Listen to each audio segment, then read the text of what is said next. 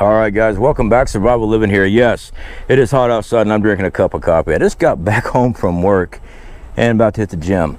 But a good friend of ours, Oz Dragon, out there in Australia, sent me an email, and it was concerning. As the title suggested, you know, we just need to talk about this.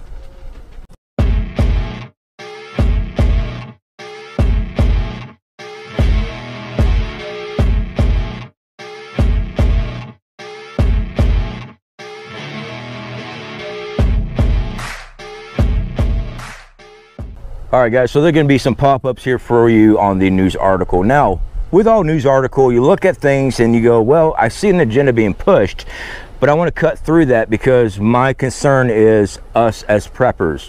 What we do as preppers, we train. I encourage you to train, but I'm also going to encourage you not to post it online, mainly because of stuff like this. Now, this group here, I don't know them, neo-Nazis. Up in Maine. All right, you know, when the whole thing about race and all that religion, I don't agree with none of that stuff. All right, I don't agree with none of this, especially the Heil Hitler stuff that they're doing, all that crap. No, my family fought Nazis. All right, I mean, no. Anyway, my concern with this is what's going to happen to us as preppers. It doesn't take much to be labeled as an extremist in America. They really don't. So you, talking about me, do outdoor survival, bushcraft, survival skills. Automatically, I am labeled a doomsday prepper. I am labeled a survivalist nut job, tinfoil hat guy, because I prefer to train my skills on surviving with no or limited gear. I push my body, and because I'm worried and concerned about what's going on in our country and around the world, means I'm a conspiracy theorist. Yeah. So anyway, guys, that article there, the links in the description for you guys to follow up on. I'm not going to cover it in depth, mainly because there's a lot of flagged words in that article. All right, basically these guys are doing some training. They're doing firearm training, and they are a neo-Nazi group. They're in Maine. Now, this is concerning to me, not because of that group. It's concerning to me what the government is going to do towards, and also society is going to do towards preppers, survivalists. So because we're preppers or we're survivalists, then we are what, neo-Nazis now? Is that what the push is going to be? My fear is yes. Yes, it will eventually be that way. They're going to drum up some crazy stuff about us. Should you be training? Absolutely. Absolutely. Should you be working with a group? Definitely. I stress that a lot on this channel. You need to be working with a group. Especially, we have a lot of people here on the channel, according to my analytics, my age and actually older. So with age, of course, you get injuries in your body fails you in certain parts. I mean, it just does. We get old. Having a group, a support for preparedness is very important. We got a lot of people that they contact me, hey, I'm disabled, hey, I wheelchair, or I've got this problem. How do I survive? By building a group. Now I want to point out, please hear me on this. If you have a group of people, please remember and always think this through. You probably have a federal agent in that group. Everything you do with your group, always keep that in the back of your mind. And this to keep you out of legal issues and incarceration. All right? So always be mindful of that. Now there will be some arguments, hey, my group's all military people, all serve together. Yeah, that's a different story. You know these people are your brothers. You serve together with them. Different story. But, you know, the guy down the road that contacted you because he saw you on YouTube, or the famous ones I see here on YouTube, hey guys, I am in Bangor, Maine, wherever, and I'm looking for a group. Contact me at blah, blah, blah. Don't. It's the internet. You don't know who that is. Don't. You want to work with groups, build groups of people like-minded. So where are you going to find these people? Well, you're going to find these people at the gun stores. You're also going to find federal agents at the gun store. You're going to find these people at sporting good places, outdoorsmen. You'll find them in the lumber yards. Yeah, you'll find them in the shipyards. You know, you'll find all kind of people as long as you're really looking. Using the internet, guys, I just don't recommend it. Not for group building, because you don't know the people.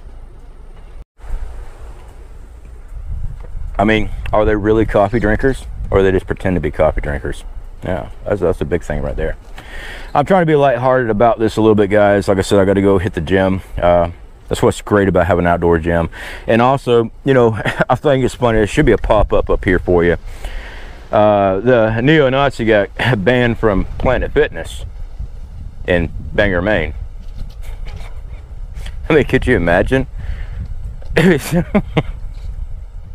I can't help but laugh at that one. Extremist groups like this gives all of us a bad name. It does. My concern again is that we as preppers are going to get labeled.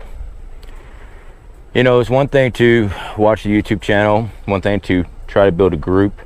You know, people ask me all the time, why don't you show your training, or, you know, when we're doing defense and security and stuff like that, why don't we show you that? Because I don't want anybody knowing it. That's why. So I don't highly recommend y'all filming that and putting it online. Does the government know who you are? Yeah, of course they do. They do. Does the government care about me having cans of food? On the whole, probably not. But I still prep as if they do. We prep for everything as possible. Am I doing anything illegal? No, not at all. But times can change and things could become illegal. What if they make a decree that if you have so much food stockpiled, you're considered a domestic T, that word right there, because you obviously knew something was going to happen. Now that could just be the tinfoil hat moment. But we try to look at different things, as many things as possible is what we try to do. Now, when it comes to physically fit training, yeah, those guys, they're doing the firing range, the workouts, they're building their quasi huts and everything else. Hey, if you got a prepper group, yeah, absolutely. Groups like that, though, unfortunately, are going to get a lot of attention from the government. That one there is just straight out neo-Nazi. Of course, they deserve a little bit of attention, in my opinion. I know people's going to be pissed at me because I said that. They're a freaking neo-Nazi group. All right, they need the attention from the government. You as a prepper, just be careful. Be careful. Don't do anything stupid. Don't be building things that you should not be building. Do not be building stuff online and showing people, hey guys, look what I made that went kaboom. Because you're going to have somebody knocking on your door. And what you do not want is to be behind bars when things go down. The debate on that has always been huge on the internet. Well, they'll release all the low custody, or they'll lock the gate and walk away. I don't know what they're going to do. All I know is I don't want to be behind those gates ever again, especially in today's society with everything that's been going on, because we don't know when things pop off. SHTF comes in many different forms. Do you really want to? I'll tell you, you get incarcerated, you lose everything. It takes years to get back on your feet. It does, especially when you're having to do it by yourself. So, you willing to throw it all away? I'm not. I'm still rebuilding. Use caution. Use your brain. We prep for a reason. Be smart about it. All right? Don't come on here talking about what you're doing. That's going to get you hemmed up. Don't do that. And if you got a group, always look at it and go, there could be somebody here that shouldn't be here. All right? So always be careful what you do. I say obey the laws of the land, and a lot of people get ticked off at me because, you know, the laws. Hey, I know the laws, they're always creating new laws. I get that, but we live in today's society. SHTF has not hit the fan yet, and the last thing you want to do is be incarcerated. You don't. You lose everything. All right. That's my PSA for you right there. For all the internet warrior pipe hitters that are out there, you know, you do you. But the thing is, you're not. You come on here, you type away how badass you are and how everybody needs to be doing something. CFP, you're not doing anything. I've got a very colorful past. I've done a lot of things. Am I proud about what I've done in my past? No. Was it a learning experience from hell? Yeah. Yes, it was. But it's made me who I am today. I'm more cautious about things I do. I watch everything I do, and I make sure I don't get hemmed up on some BS. So with that, guys, keep prepping, work with your groups, be smart about it. I'm fixing to hit the bench. You know, I got to work out today, and I encourage you guys. I try to encourage exercising, working out, lifting weights, get your cardio up. The fact is, most people think that they can just pick up a rifle and go defend their home, defend their family against any and all odds. And we should always want to do that, absolutely, but are you training to do that? Are you training to hike full gear, 8 mags, whatever? Are you training in this, or are you just getting dressed up, throwing on some face paint, standing in the mirror and go, tactical, I'm a badass? You're a dumbass. That's what you are. You got to be out here lifting. All right, you got to be out here training. You know, I always talk about the outdoors. This is family property. All right, the house is right there. My house is over there. It's just the backyard. See how that's all grown up? That's what I do my training in when I'm not doing my extended survival training. I'm always out here. All right, but this is backyard. This is safeguard. I don't have 2 hours to go do some training. Well, I don't have to go far. I let it grow up. Get out there and do what I need to do. Are you doing this training? Are you actually going out? Or are you just watching videos? Because I'm going to tell you right now, from my experience, because I do it. I've had to do it. I've had to live out in that stuff.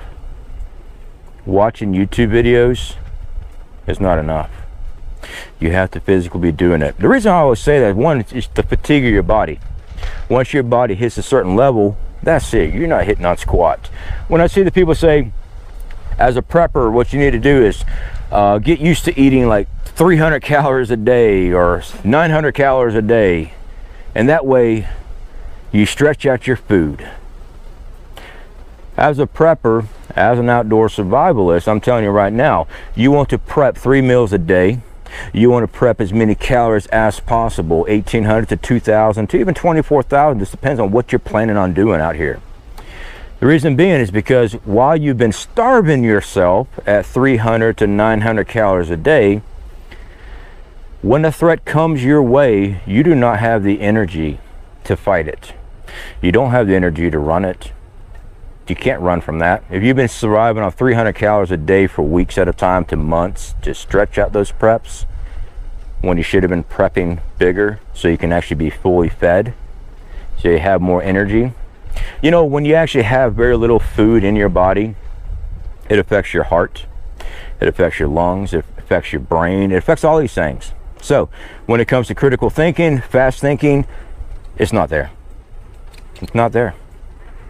This is why I always push, have those extra calories, fuel that body, because when the threats come to your door, you have to fight those threats.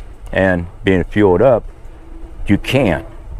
If you got to run for miles at a time, you can. Your heart's not going to give out to you because it doesn't have enough nutrition to keep it healthy. Yeah, starving yourself is not healthy. And on that note, shoving the Twinkies down your throat is not healthy either. Should be a happy medium. All right, I gained a good 15 pounds over this summer, healing up from some injuries again, and I'm back out here on the bench. What I do, I changed my diet. We cut out certain things, high protein diet, got my supplements. I'm out here training every day. All right, well, in the evenings. It's just too freaking hot down here in Florida. And that's how you do it. You have to change your diet, serving sizes. All right, Is it easy for everybody? No, it's not. That's why it's called working out and exercise. It's not. It sucks. I don't enjoy working out. Of course I don't. But I know my body needs to. For those that sit there and say that you need to buy bigger clothes so that people think that you're starving when you're standing in line, that scenario depends on where you're at. Are you in the inner city where it's a possibility there might be some type of food rationing drop set up? Maybe. That might be an option. But I also know trying to run with all, I mean, can you run with all those baggy clothes? Can you fight in those baggy clothes? I don't know. You tell me. Are you training? Because that's the biggest thing I see on YouTube. People spout off ideas and suggestions without the training and the experience behind it. That's the big issue. And that's one of the things that has always hurt my channel, is because when I see the bullshit, I address it. And I offend the fantasy world bubble of Mad Max surviving because you have an AR-15 or whatever. But you're not training. You're not putting these theories in practice.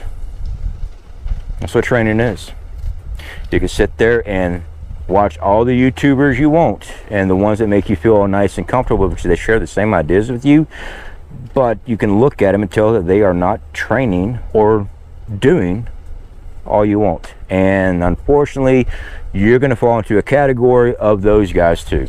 And women. There's some women too. They're up here, they're talking about it, but they're not performing. What's going to happen to them? Well, I'm going to tell you right now, if a large group comes to that house, it's not going to turn out very well for them. And it won't turn out very well for you if you're not training, if you're not preparing, you're not working on security.